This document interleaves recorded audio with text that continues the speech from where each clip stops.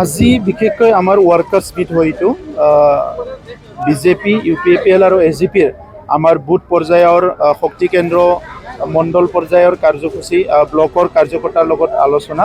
আৰু ইয়াত আমাৰ অশোক সিংগাল ডাঙৰীয়া উপস্থিত আছে আমাৰ বিধায়ক লৰেন্স ইছলাৰী দায়িত্বত থকা সকলো EM MCLA ইয়াত উপস্থিত আছে গতিকে সুন্দৰ এটা আলোচনা হৈ গ'ল সালাকাটি যিটো বাই ইলেকশ্যন আমাৰ কাৰণে খুব এটা কঠিন ইলেকশ্যন নহয় নিৰ্বাচনটোতো বহুত ভোটত বিজয় হ'ম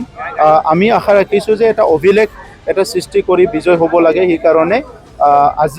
আজিৰ পৰা আজিৰ কাম কাজবিলাক আৰম্ভ হ'ব আৰু আশা ৰাখিছোঁ যে সকলো জাতি জনগোষ্ঠী যেনেকৈ ওলাই আহিছে সালাকাটিত আমি বহুত ভোটত বিজয় হ'ম স্যার এইটো উপনিৰ্বাচনৰ এইটো প্ৰথম ইলেকশ্যন কেম্পেইন বুলি ক'ব হয়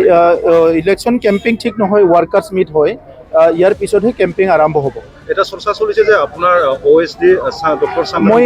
এনেকুৱা এটা কথা আজিলৈকে শুনা নাই মই মিডিয়া চিডিয়াত দেখা পাইছোঁ কিন্তু তেনেকুৱা কথা মই শুনা নাই আলোচনা কৰি আছোঁ আমি